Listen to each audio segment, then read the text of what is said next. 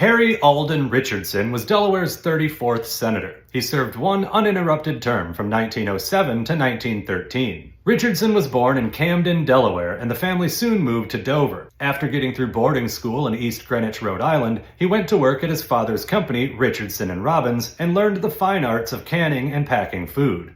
He served one term in the state senate and ran for governor in 1790, but lost a close election.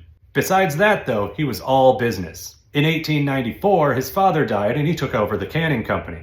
Around the same time, he served as president of the First National Bank of Dover. In 1907, the state legislature elected him to the United States Senate to succeed J. Frank Alley. Richardson ran for re-election in 1913, but as you can see here, the Republican field was pretty crowded while the Democrats were united in their choice, so he lost to Willard Salisbury Jr. Fun fact, that election was the last Delaware Senate election to be decided by the state legislature. The 17th Amendment was added to the Constitution a few months later in April of 1913. After leaving the Senate, Richardson resumed his old job as president of the family canning business and did that until he died in 1928.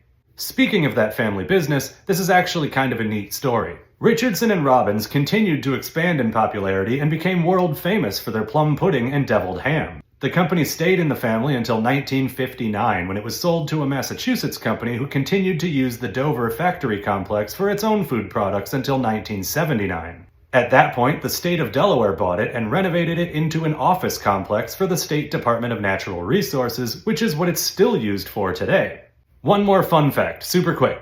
His son, Alden B. Richardson, died in 1916 after accidentally shooting himself in the abdomen. It seems he was reaching under the seat of his car when he dislodged a pistol that he was in the habit of keeping there. The pistol then fell to the floor, which caused it to fire into Richardson. In the years immediately before his death, Richardson had been a very successful competitive trap shooter, making his death more than a little ironic.